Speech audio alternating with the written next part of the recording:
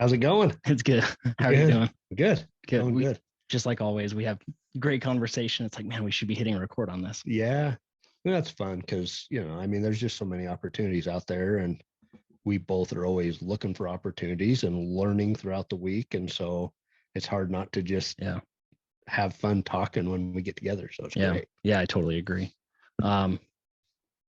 So today we're going to talk about that and the mindset behind it, which mindset and business are so important, but a lot of times we just talk about the steps. We need to set up an LLC, we need to get insurance, we need to do this, we need to do that, rent.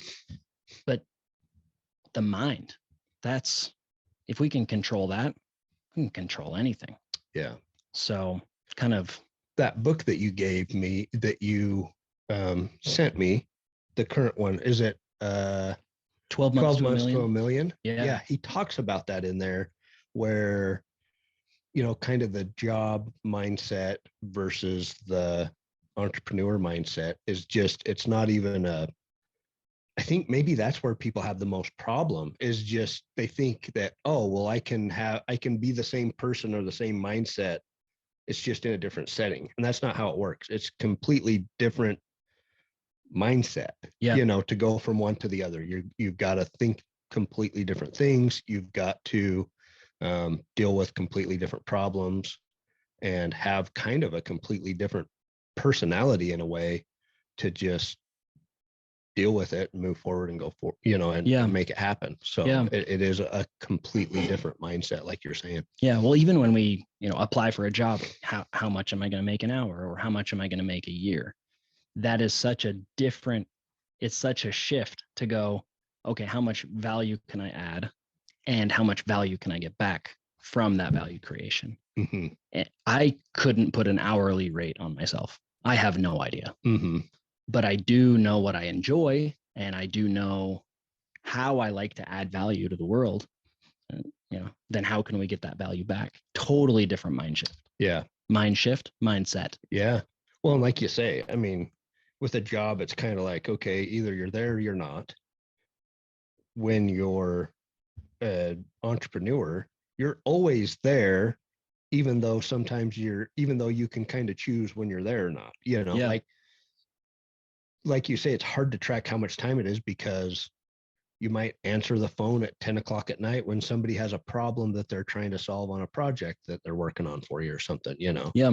But, so I think a lot of people look at entrepreneurs and business owners as, oh, they have so much freedom, which they do. I can go to my daughter's cheer competition this weekend and not have to show up for a 9 to 5. Yeah. But while I'm there, as problems arise and I just plan on their problems, are going to happen, then I need to have my phone so that I can figure out the problems and solve them from there. So you're never really away from it, but you still can kind of choose when you come and go, sort of, which there's huge freedom, or how you structure it. Yes. Huge freedom in that. Just knowing, hey, I can go here, I can go there. You might physically be in a location, but your mind is, back with developing or business or whatever that is. And as time goes on, if our end goal is to sell said business, then we do have to structure it in a way that we're not there. Mm-hmm. So that when problems arise, they're taken care of and customers are taken care of. But that all comes with time and depending on the level of involvement. We've talked about farmers a lot. We both know farmers that love it so much, they're not going to set that business up to sell it because they want to go farm. Yeah. And they want to do every part of the business. Yeah. Mm-hmm. Yeah.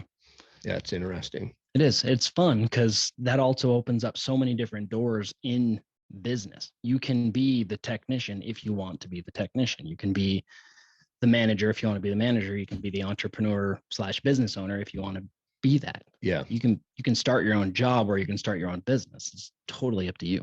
Yeah.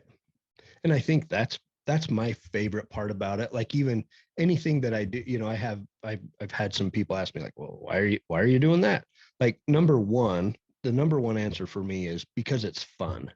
Whether it's successful or not, it's fun to go and learn that or whatever. Yeah. I think number two for me is being able to not have any, like right now, nobody in the world cares where I'm at or what I'm doing. I mean, people Yeah. care, but it's not like I have a boss that's saying, hey, like calling and, hey, where do you need to be right now? Or can you come in on Friday to cover this or whatever? Like, there's none of that.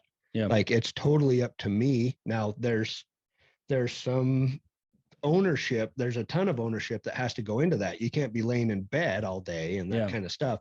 But it's cool because if I need to run to Idle Falls and get a part or go to Idle Falls because I want to go to Idle Falls or whatever I want to do, I can do that. It's cool. It's fun to be able to have that kind of a lifestyle, but there is a lot of responsibility that comes along with it. Yeah.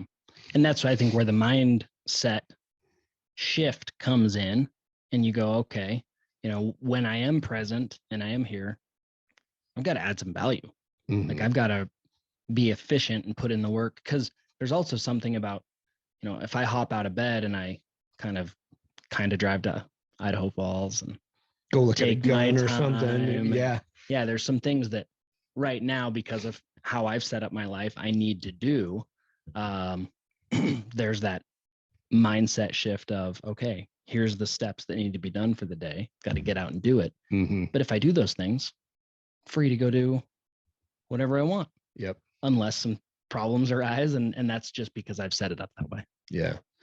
So it is cool. It's just it is I think it's a very cool mentality, because we live in a world where there are so many ways to add value that you can mold that and structure that however you want to add that value into a lifestyle that suits you as a person. Like there's no one size fits all with entrepreneurship. You get to do whatever you want to do and structure your lifestyle however you want to structure it.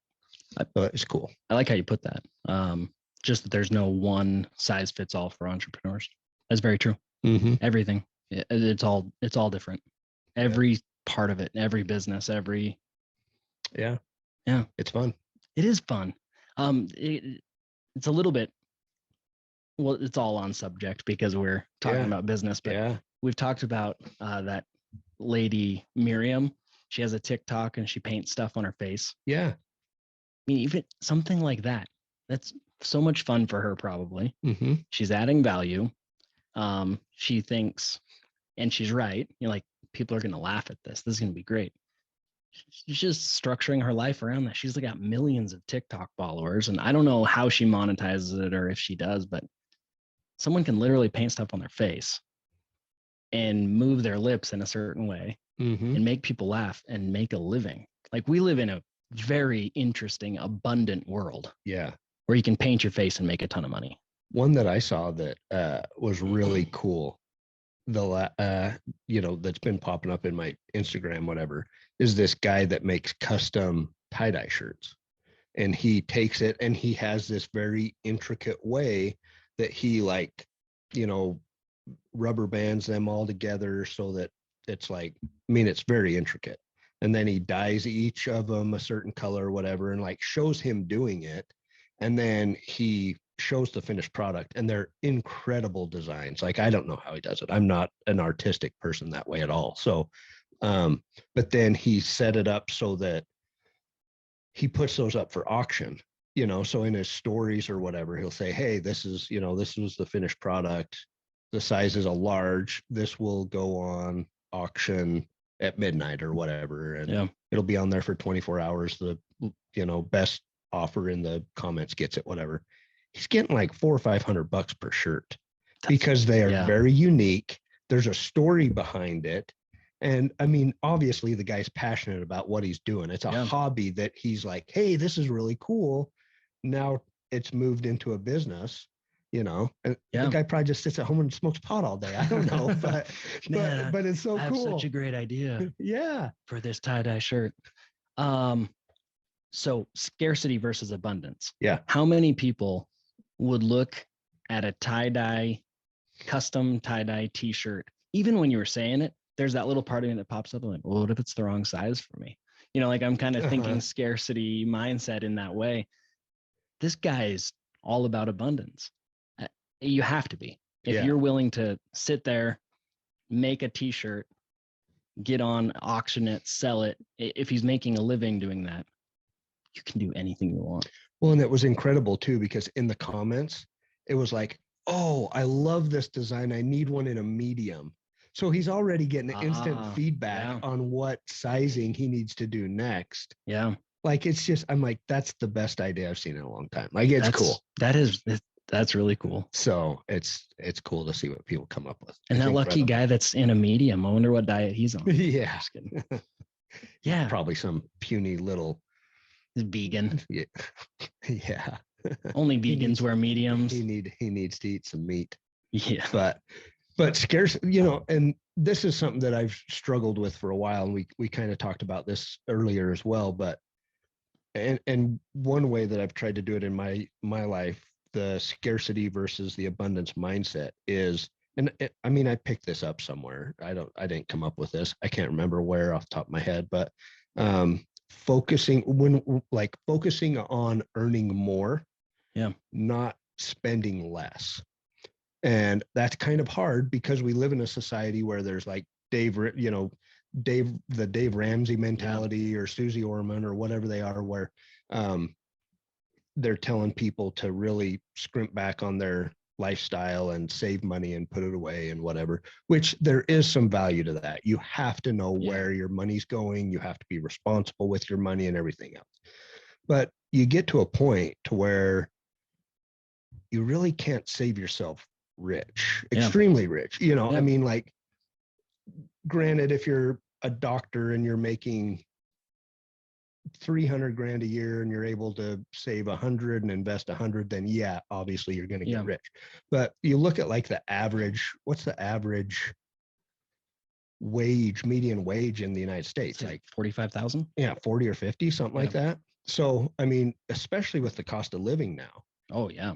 How much, like, it would take, in my mind, it would take a huge amount to save an extra $400 or $500 a month. Like, that's 10%. Yeah. So to cut back 10% on things, and it's doable, and it's a good thing to do if you can do it. But, you know, that's $500 a month, say. So that's $6,000 a year, which is significant. But over the long term, you're not going to get extremely wealthy at that. Yeah. You can get comfortable, but that's probably about as far as you can go. Yeah. And especially if you have, you know, other retirement accounts and whatever, you know, and if you do invest that successfully, you know, say you start flipping houses on the side or whatever, then you can really turn that into something.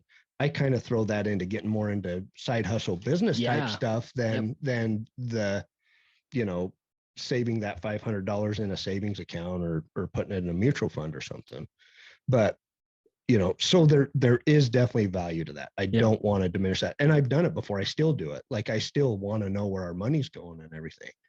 But as I've tried to change my mindset to, hey, earn more, like, focus on earning more. Don't focus on the scarcity of spending less all the time.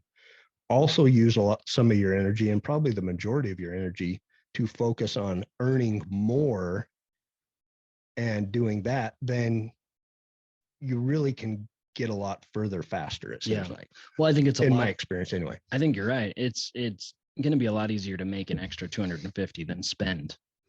250 less. 250 less, especially if you're semi-conservative in your lifestyle. You know, we go to work, we make a certain wage, and there's that thought of, okay, if I make $15 an hour and lunch costs me $15, there goes an hour of my day. Well, then increasing rent, increasing utilities, everything just going up. So much easier to go out and make an extra 250, 500,000. And I like where you were going with, if someone does save extra and then they start flipping houses, you're leveraging that extra that you have to go and make more. Because it is, if you're saving an extra $500 a month, when you're 60, you're going to have a lot of money if you've pulled an 8% interest compounding over time. Yeah. But kind of the point of this for me is to live life now. And it's not taking away from, like, my parents, they worked really hard and they retired and they still work because they enjoy it. So it's not taking anything away from that, but like, I want to live it now. And so $500 extra a month that makes me a millionaire, right before I die, it's just not okay with me. Yeah. Well, and I feel like there's so say you're saving 500 a month, and you can only do that so far before you run out of room to save money per month. You know what I Yeah. mean? Maybe that's confusing. With a business, say you make an extra $500 in a side hustle business. Well, the sky's the limit to what Yeah. you can compound and grow that to. You know, you can grow that from a $500 a month business up to, you know, relatively quickly. Yeah. You know, now you have the skills, you get in it, you kind of understand, okay, I know how to make $500 now. Now I can go out and I can make $5,000 a month. Yeah. And you can start scaling that up. The sky's the limit. If you're focused on saving money all the time, then you run out of, you know, what's the most you could save a month? 1,000, maybe. You know, if you're living Yeah. on 5, now you're scaling it back to 4,500 a month that you're living on. Well, it's going to get harder to go down to 4,000 a month so that you're investing that extra 1,000. You know Yeah. what I mean? Like Oh, it yeah. gets harder and harder the lower you go. The easier way is the other direction that has no cap on it. Like it's the sky's the limit. You can take a $500 a month business and make it into a $5 million a month business if you want to. Yeah. And if people say it's impossible, we could Google up a whole bunch of stories where people have done that. Yeah. You know, it's probably not likely, and you have to be the right person and have the right work ethic as far as that goes, but it is very possible to do that. I think there's been more millionaires made in the last 2 years than ever, Oh, which yeah. is partly due to, you know, inflation. The dollar's worth less. But speaking of Yeah. inflation, we can't save our way out of inflation. Mm-hmm. If inflation's 10%, most people are not going to get a 10% bump on their wage every year. Yet inflation is 7 to 10% or more Mm-hmm. right now. We're just not going to get that. So we have to get out and side hustle or total hustle. It just has to happen. Well, and that's a good point too, because inflation's taken a chunk, you know, back to say you're making $5,000 a month, back to that example.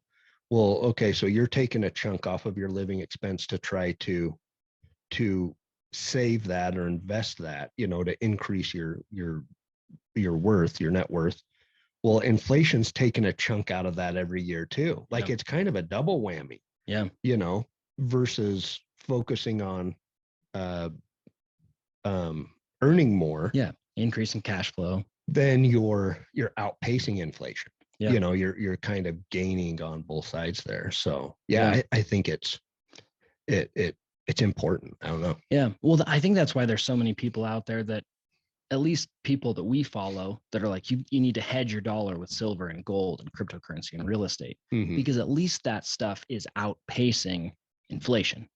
You know, it doesn't mean that gold is going to double in price, but it's probably going to go up more than the 10% a year that inflation is. And so, I mean, there's a few different ways that we can increase cash flow, or at least stop ourselves from going down with inflation. So one that you've talked about a lot that I need to be better at and look into is dividends on stocks. Oh, yeah.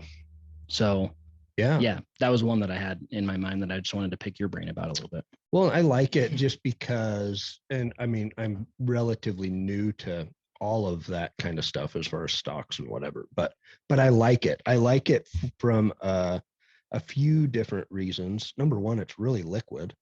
I mean, you can be in a position, if you need that money, you know, you can pull it out and get it within a couple of days, you know, whereas some other investments, it's pretty tied up, like real estate, for example. Yeah. So that's why I like to have some in there, but also being diversified across a whole bunch of different things too. But yeah, dividends are cool just because as companies make money and they become profitable, then they pay out a percentage to their shareholders every quarter, usually is what it is. And, you know, especially right now with stock prices being high, you know, we're just under all-time highs, then the percentage doesn't seem like much, you know, like for, you know, something good might be 3 or 4 or 5% a year. Yeah. Which people go, well, what, you know, obviously that's not even keeping up with inflation. Yeah. But at least it's a little bit of cash coming in, some cash flow. And then also, as you also get the appreciation from that stock too, or depreciation, I guess, if it goes the other way. Yeah. But just, and then over the long term, as those companies continue to grow and become more profitable, they tend to keep with that dividend and increase the dividend. Yeah. So say it's a 5% per year dividend right now, but in 20 years, the value of that company is doubled. Well, 5% is now double the amount in dollars. You know what I mean? Yeah. And your cost basis is lower. Like we've talked about Warren Buffett on here before. It's so funny. Big thing just in my mind. Just like say he started buying Coca-Cola, who knows how long ago, 60 years ago or whatever. I think I've read articles where his cost basis on Coca-Cola is like $3, because he just bought it cheap. And then over the years and that's so one thing I like to do is I'll take the price, what I get in dividends, and take that off of what I paid for it. So then it actually, subtract that return. And then it's like I paid less for the stock because I'm putting that against it. So that's probably the $3 a share is probably him, people figuring in what his dividends were over the year and everything, And so his cost basis is $3 a year or $3 a share. Yeah. Right now, say Coca-Cola is paying out $1 a year in dividends. Yeah. That's a 30% return. Yeah. And it's just because he's held onto that stock for 60 years or whatever, and the dividend has grown over time. Back in the day, it might've been a 10-cent dividend, but now Coca-Cola has grown. And so I wonder what the their percentage dividend has is grown too. for him. Like, I wonder how many dollars he's put in versus how many dollars it's worth. I'm sure someone's figured. I read something like his overall average return, I think, is like 18 or 20%, something like that. That's like per year. Yeah, I mean it's not crazy high, but since it compounds, but it's dividends. It's compounded over time. And he'll even, I've watched some stuff, and he'll even tell you that compounding works. It's not that he made good stock picks. He just bought good companies that he knew would grow over time, and that's where he got. So it's just extending that time horizon. Yeah, for sure. I was just talking with my brother at lunch, and he said with compounding, it's that last double that matters. Yes.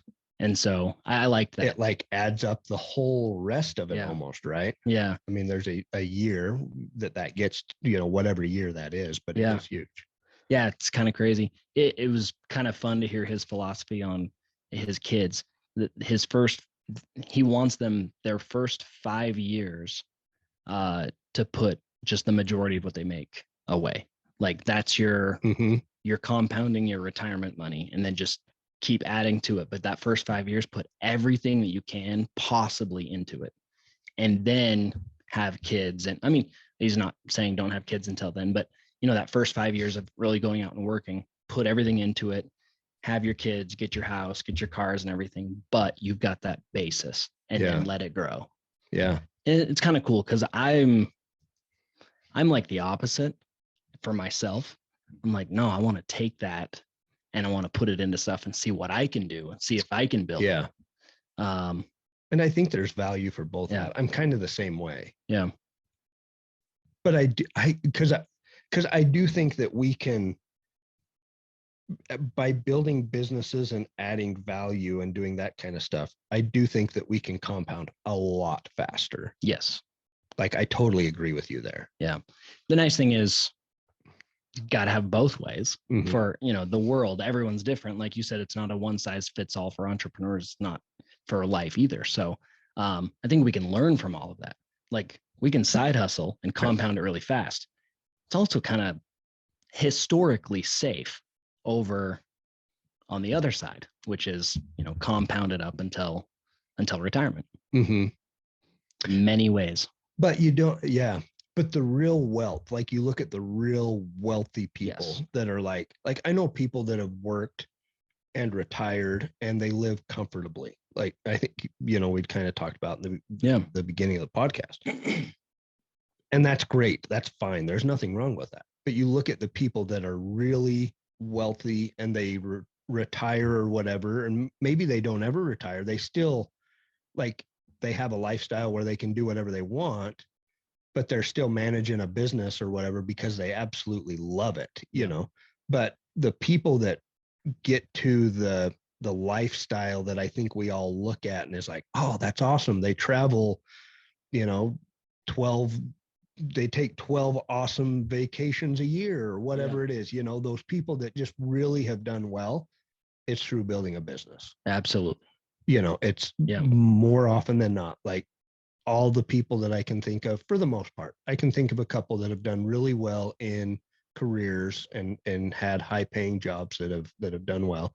But even those, maybe they're a doctor, they own their own practice in a surgical center. They own businesses it's around the business that's put them there. Yeah. Or it's the amount of time and money, and then they've taken that and put it into something that returns. Yeah. So it actually has to be business. Yeah. Yeah. I mean, I guess, okay, I say it has to be business, but let's say you can hit it really hard on a cryptocurrency or something like that. So there are ways to hedge against the dollar, crypto dividends, interest, that sort of thing. But if you hit it, it's got to be business. Well, and I even look at the investing part of it as business too. Yeah. Like, like I do a little bit of investing on the side in stocks and options and that kind of stuff. I view that as a business. Yeah. Like I have expenses associated with that that are business expenses, and my gains are taxed as earned income, and so I kind of just view everything as business, even crypto, say somebody does their research and, makes a good trade on crypto or whatever. I still kind of see that to me, that's no different. Them buying something low and selling it high is no different than somebody buying fertilizer and seed and land and a tractor and growing a plant and selling it higher than what they've got into it. Like to me, it's just all kind of the same, I mean, it's all business to me, but maybe that's, I agree with you. People might see it different, but then once they get into it, it is a business. Mm-hmm. You're investing your time and your money into something that essentially speculating or figuring out how to make it grow. Yeah. Just like farmers. Yeah. Well, and even like the crypto example, you're putting, people say, oh, well, I bought it at this and I sold it at that. Well, you still have time that you're, an expense of time that's gone into that, expense of a computer maybe or whatever, expense of maybe some subscription to some newsletters or something to figure out what's going to be the best thing, there still is input cost to that. It's not just a roll of the dice. I mean, it could be, but there is even and maybe this is a stupid example because I love it. Bring it. But the lottery, like even the lottery, like totally lucky. Well, there's still some expense in driving to the place. And you know what I mean? Like there's expense in everything. Yeah. And so I'm not saying that I think that playing the lottery is a business, but I'm going to go buy there is tickets now. No, but you're right. I mean, and you're totally right in what you're saying. I'm not saying that it's a stupid example, but it is a stupid example. It's dumb to bet on that. But the only people that win the lottery are the people that play the lottery. Yeah. So, but historically, that's not a way to get wealthy because all those people end up broke anyway. Yeah. So pick something that has better odds. Yeah. Well, pick something that makes you learn and grow and become the person that can keep a hold of the money. Yes, absolutely. Because that's really what it ends up being. Is someone that went from zero to multimillionaire in the lottery. Yeah, they're a millionaire and they lose it because they're not a millionaire. Right. They didn't learn how to get that money. They've just always known if I play the lottery, there's a chance I can win it. And then they take their $20 million and they buy a house and a yacht and a another boat and a vehicle. And then 5 years later, they have nothing. And they're like, I don't get it. I had millions of dollars. Yep. You spent millions of dollars. You're a consumer and you never learned how to be a producer. Yep. Yeah. They don't even know where it went. Yeah. So no, I think the important thing too with like the scarcity versus abundance is our focus too. Like I believe on whatever we focus on expands. Yeah. And so if we're focused on reducing expenses all the time, like that's great, but it's only going to expand to a certain degree. There's only so much of that we can do. If our focus is on abundance and creating more value and earning more, then there's unlimited amounts of, that can grow unlimited. And so I think that's valuable too. It's just what we focus on expands. And so focus on the place that's going to have the biggest opportunity, I guess, or whatever. I don't know. Yeah. No, you do know. You're right. You're totally right in that. And there's so much opportunity. And I actually had just written some stuff out, and I don't know exactly why I put it, but rampant money printing is happening right now. And as much as I hate it as a capitalist, I would love for gold to be the standard again. I would love it. Mm-hmm. But it's also a huge opportunity for people that are looking to add value. Well, interestingly, a lot of value is just being printed right now. Yeah. And like I said, value. It's got to be in the quotes. Yeah. There have been more millionaires made in the last couple of years than ever.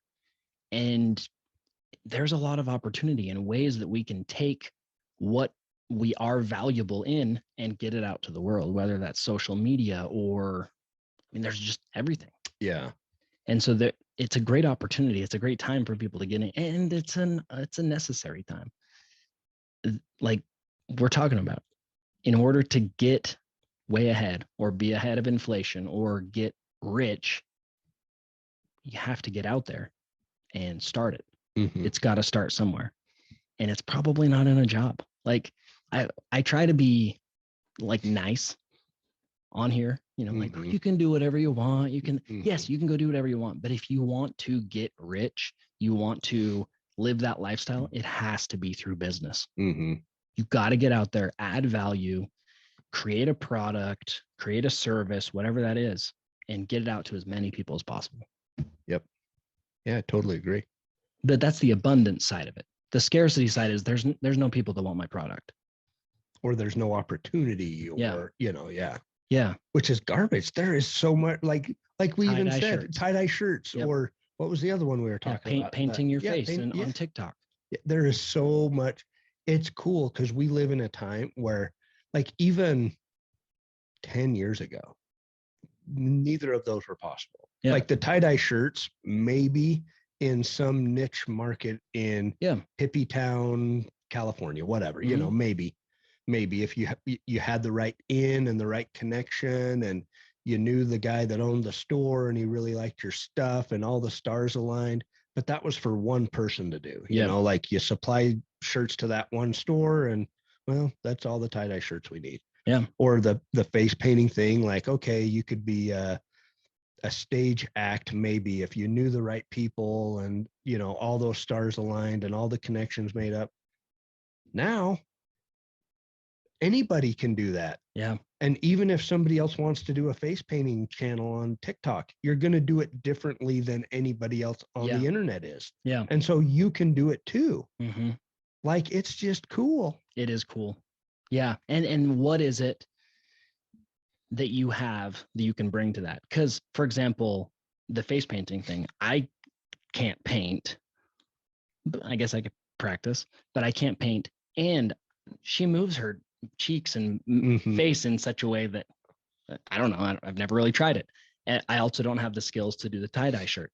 So somebody develops that throughout time and they put their time and energy into it, they'll succeed. Like, I guess if I really tried, I could do the same with the tie-dye shirt thing. And that's the kind of mentality that we have to have with it. Because if we could look at anything and be like, well, but that person's going to be better than me. Yeah, everybody's going to, like, there's somebody out there in the world that is better everything than I am. But maybe I'm willing to put myself out there and try it. Like that's one thing. I don't want to take anything away from the tie-dye shirt guy or the face paint lady, because it's not just the tie-dye shirt. It's the entire presentation that goes into it. He's creating this whole backstory for everybody. And face painting, it's so much more than that. Like people definitely need to go look up this tie-dye shirt guy and the face painting lady, because it doesn't even come across as that cool. And then you watch it and you're like, that's incredible. Like the amount of time and energy and talent, but it's hooked to your phone now. So you have 7.8 billion people that can watch you. Yeah. It's insane. It is. It's cool. And even if somebody's like, oh, well, I was going to do that idea, I can't do it anymore. There's still like, so we were looking up, there's some shirts that we have looked at. There was an influencer or an Instagram guy, influencer. Yeah. I don't know if he considers himself an influencer or what, but like in all of his videos, he wears a shirt that says Patriot. Yeah. And we've talked about that company some. Well, I tried to look up their website to see what their apparel was. Yeah. And there was like 6 other websites that were Patriot something, Patriot gear or Patriot apparel or whatever, that all had similar stuff, like United States, like patriotism and the United States flag and all of that kind of stuff. Similar ideas, but different designs, so these are 4 or 5 or 6 completely different companies. Yeah. All kind of doing similar things, but they're all successful. Yeah. And out of those 6 companies or whatever, it wasn't even the one that I was looking for. Yeah. So it's kind of interesting to think like, oh, well, there's maybe a dozen, and then you've got companies that don't even have Patriot in them, like the grunt style shirts or the, what's the other one? There's like 9-line apparel. 9-line. Yeah, that's the other one I was thinking of, that are similar, kind of a similar target market, but they all have their own spin on it. And so like there could be 100, clothing brands around that similar kind of stuff, and they can all be successful because they all are doing it in their own little way. Yeah. And that's on a national/global scale. Even bring it onto a local scale. I'm curious what the most abundant business is. Like abundant as in number of stores. Like maybe there's 10 grocery stores, or there's yeah, I would be curious. But you could probably put in another grocery store and be successful. You could put in another car dealership and be successful. You could literally do anything. Because we live in a world of abundance, and nothing is created or destroyed. It's all just converted. So it all exists. It's already here. We just have to organize it. Take, like in Genesis, which is a good spin. Read Genesis, I think, through chapter 4, chapter 5, and just think of it from a business creation standpoint. It's kind of nuts. Yeah. It's cool.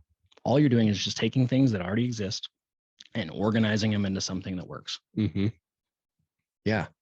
It's so cool. It is cool. And then I had one on here, real estate, because that's historically an incredible hedge against inflation. And from an abundance mindset, there's a lot of land. So I was just thought. Yeah. Well, there's a lot of land, but there's also a lot. There's a big demand for land that they're not making anymore. Yes. Which is crazy. And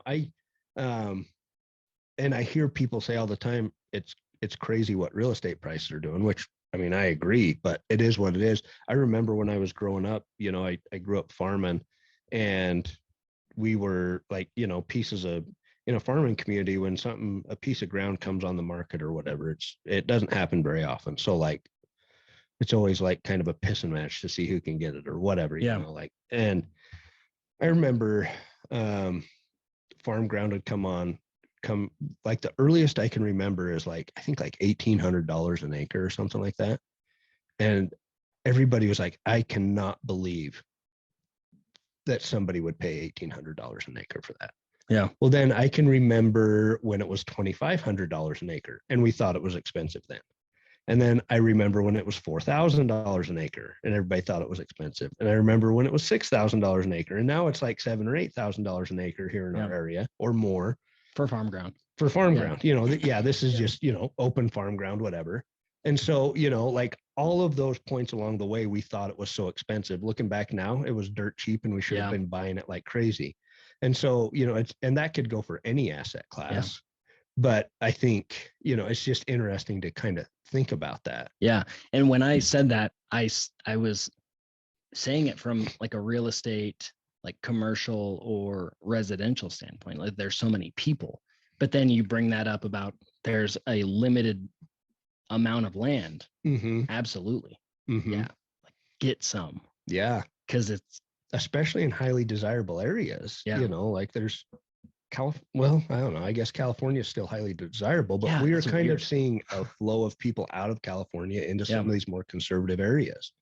So it's just something interesting to think about. Who wants to move to California? I would love to for the weather. Okay, yeah. If the politics were better, you know. San Francisco sounds nice. Yeah. I'm just jeez. Nobody can even afford real estate there anymore, I guess, but they keep it still crazy prices. So I don't know exactly how that works, but that's a it baffles me how lots of businesses and commerce and everything are moving out, but people can still afford to live there. Mm-hmm. But I've never looked into it. I'm sure if we looked into it, we could become an expert in that area. That's right. And one thing that I think is really cool about real estate is it's kind of, there's some rules and stuff around if people are realtors and that kind of thing. But if you're just an investor, there is a lot of different ways that you can work in real estate. Like as far as invest in real estate, you can invest in, residential or commercial rental properties. You can invest in just buying and flipping stuff. Yeah. You can buy something and fix it up. It's cool. Yeah. All of the different ways that you can just kind of find what you like to do within that and do even within the stock market, there's REITs and just real estate type stocks. Now there's virtual land. So yeah, no kidding. Huh? I mean, really, like anything we want to do or think up can happen. There's a limited amount of virtual land. That makes no sense. But somebody made it up, and now you can buy real estate next to Jay-Z and Beyonce. I've wondered that though, because isn't it on certain programs? Like there's a limited amount. Is it the Sandbox? Is that what one of those? There's that one. There's So we need to just create our own. Yeah. And then it's weird. Somehow hype it up. Decentraland is the other one. Oh yeah. Yeah, so it's like, hey, I created a world. Well, I created a world. Mm-hmm. You want to buy some real estate in my world? But that's kind of the future, as weird as it is. Some 20, 30 years from now, everyone's just going to be sitting on a computer in a virtual land. Well, the government's going to own all of the actual land. Yeah. And we're going to rent it all we're going to own nothing and enjoy it. So we've got to go somewhere where we feel like we own something. So maybe that'll be the role of the virtual land. Didn't someone from the World Economic Forum say you're going to own nothing and you're going to like it? Yeah. Wasn't it like that Klaus Schwab guy? We could just the world we live in. Yeah. You will own nothing and you will enjoy it. Yeah. That sounds great. There's the World Economic Forum's. Mm-hmm. All of it is interesting, but they are in favor of printing money. And in this time, in this world right now, we can benefit from that. Yeah. And not just, I don't want that to sound super selfish.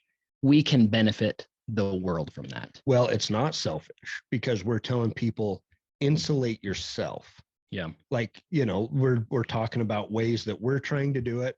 We're telling people take advantage of it, hedge yourself, figure out ways so that this doesn't eat you alive because it can. Yeah. And so I don't think that it's selfish at all. I think that it's selfless and we're trying to say, hey, I don't know. No, I like that. And That's I know that whenever I've heard you talk to people about it and stuff, that's where you're coming from, is from a place of, hey, this is scary and yeah. these are ways to hedge yourself against it. I really think we can all live in a world of abundance. Like it is a very abundant earth. It's just set up in a way that kind of sucks for some people, but they can get out of it. Mm-hmm. Like that's the thing, is no matter where we've come from, no matter what we are, color of our skin, none of that matters. We're humans Mm-hmm. that can elevate ourselves to a position of at least being comfortable. And I think much, much further than that. Yeah. Oh yeah, for sure. Yeah, I like that. Well, it's interesting too. People act, when we say there's an abundance, like there's ample for everybody. There's still a lot of people that think like, well, if you get something, then you're taking something away from other people. And it's so weird, like to think that way. But like, think about the tie-dye shirt guy. Yeah.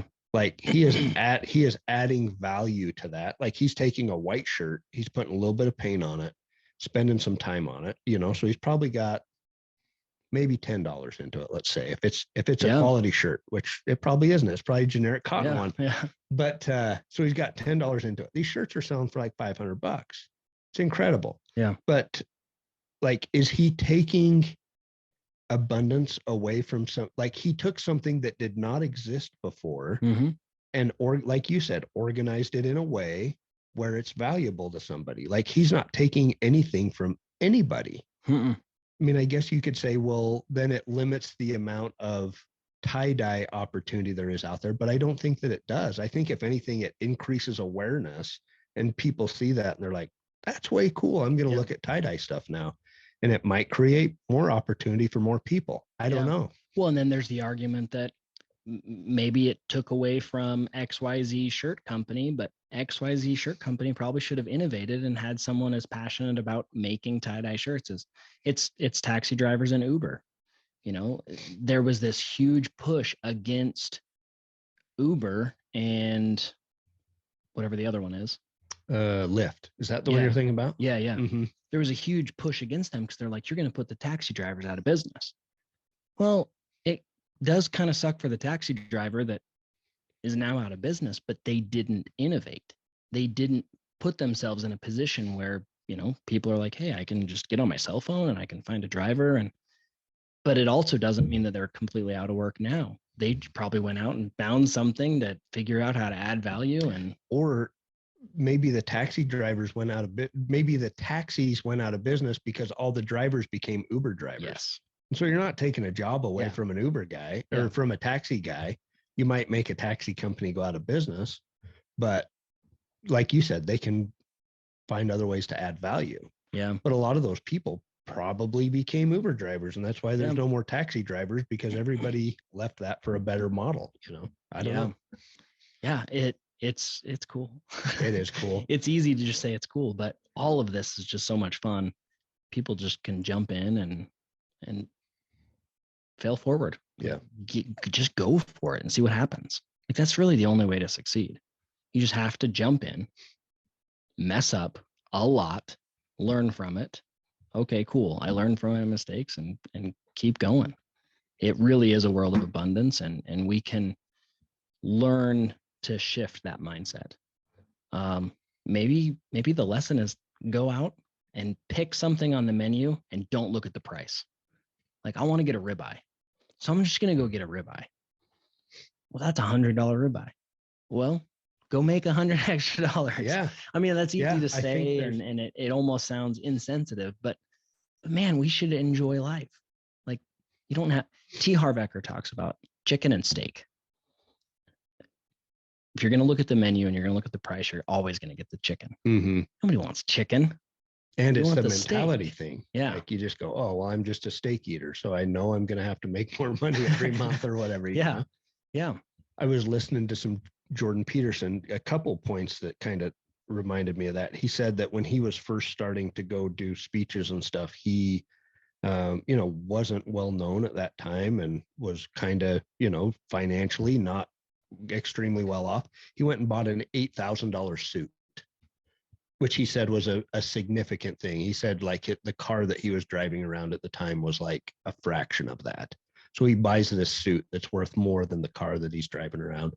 But he said it was the best thing he ever did, because when he put that suit on, it was kind of a reflection of the quality that he was going to give to the people he was speaking to. And so he almost felt like he held himself to a higher standard because he was wearing an $8,000 suit. It's cool. And he was talking to somebody, I think it was Jocko maybe, and Jocko had something similar that he's like, yeah, I did that too. And this is what it was. And, so even though they're kind of going out into the unknown, but it helped them it helped their mindset, it's totally a mindset thing. It just helped them hold themselves to a higher standard. Jack Canfield with the success principles, he talks about that. He went to a store with his boss, and I don't know why. Like, I've never gone to a shirt store with my boss, except for my wife. She's my boss. Yeah, that's right. But he goes in, and the boss buys like $500 or $600 shirts, and this is back probably the 80s. So $100 shirt was big deal. Big deal. Mm-hmm. I've never bought $100 shirt in my life. So he goes, well, if my boss is buying one, I probably need to buy something. So he said it was way out of his comfort zone, but he buys this $100 white button-up collared shirt. And he said it actually sat in his closet for a couple of weeks because he just didn't feel comfortable. He's like, one, it was way out of my comfort zone to buy it. Two, it was way out of my comfort zone to wear it. So a couple of weeks later, he puts it on. It's like, this is the best shirt I've ever had. He's like, I don't want to take it off. It fits well. It moves with me. This is amazing. And then ends up where all of his shirts were from that store. And now he wears a whole wardrobe of $100 shirts. But it just took that getting out of his comfort zone to put that shirt on and be like, oh, I did not know what I was missing out on. And he probably felt better about himself wearing the shirt and different things like that too. Yeah. It's interesting. Yeah, it's cool. See, I'm not a dresser. Like, success to me is keeping shorts on all day. Yeah. Like, I have no desire to put a suit on and go out and do it. Yeah. But that's just kind of the mindset shift. Like, to me, success is wearing shorts. To him, success is putting on that $100 shirt and going out. Jordan Peterson is that $8,000 suit and saying, hey, look, I'm helping the world here. And different circumstances. Yes. His people would expect them to dress that way. The people that I, like the guys that I'm around and, whatever every day, like shorts and it's not a big deal. Yeah. But, kind of adding value, knowing where you're going and what's going to add value in those situations for sure. Yeah. Yeah. And what success is in the different situations. Yep. And that's the cool thing, is you can mold and structure that. If you want to wear shorts and a Hawaiian shirt every day, there is a business that you can run where you can wear shorts and a Hawaiian shirt every day. If you want to dress up in a suit and a nice $100 shirt every day, there is a business that you can start to do that. It is so cool. It is. And we keep saying that, but that's what it is. That's because it's true.